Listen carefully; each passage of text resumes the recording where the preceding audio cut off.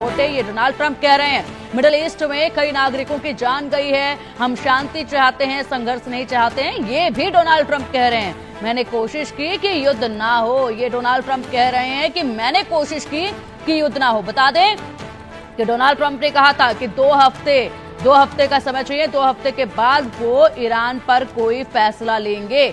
लेकिन महज अब 48 घंटे में ही यहाँ पर डोनाल्ड ट्रंप जो है वो फैसला ले चुके और ऐसे में हमला भी जो है वो ईरान पर कर दिया अमेरिका की तरफ से। और उसके बाद आकर एक प्रेस कॉन्फ्रेंस करके वो पूरी तरीके से बताते भी कि हैं कि हमने यहाँ पर ईरान में हमला किया है, ईरान में इस जगह पर हमला किया है और जिस तरीके से हमारी आर्मी ने हमला किया है वो काबिले तारीफ है और दुनिया के कोई भी देश, कोई भी आर्मी इस तरीके से अटैक नहीं कर सकती है जैसा अमेरिकन आर्मी ने किया है। ये डोनाल्ड ट्रंप ने स्पष्ट किया है और वाकई में यहाँ पर लगता नहीं कि इतनी जल्दी इस तरीके से एंट्री जो है डोनाल्ड ट्रंप मारेंगे। अब देखिए फिलहाल जो तस्वीरें सामने आई हैं, यहाँ पर ये तस्वीरें बता रही हैं फोर्डो एटॉमिक साइट की तस्वीरें हैं जहां पर अमेरिका ने अटैक किया है।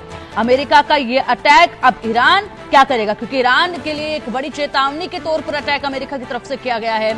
ईरान को बता दिया गया है कि हम शांति चाहते हैं, लेकिन अगर ईरान में होगी तो केवल शांति होगी, नहीं तो फिर युद्ध होगा। ये कहा है पूरी तरीके से। वार्ताओं से शायद बात नहीं बन रही थी, उसके बाद यहाँ पर लगातार जिस तरीके से इजराइल कार्रवाई कर रहा था वो एक प्रेशर बनाने की दिशा में कार्रवाई थी और उसके बाद अब आखिरकार डोनाल्ड ट्रंप ने बता ही दिया है कि यहाँ हम बात से ईरान के साथ बात से कोई मसला हम हल नहीं करेंगे, अब सिर्फ ईरान को हमारे सामने झुकना ही होगा। ये डोनाल्ड ट्रंप ने साबित कर दिया है। क्या कुछ कहा एक बार सुनिए। A short time ago, the U.S. military carried out massive precision strikes on the 3 key nuclear facilities in the Iranian regime: Fordo, Natanz, and Esfahan.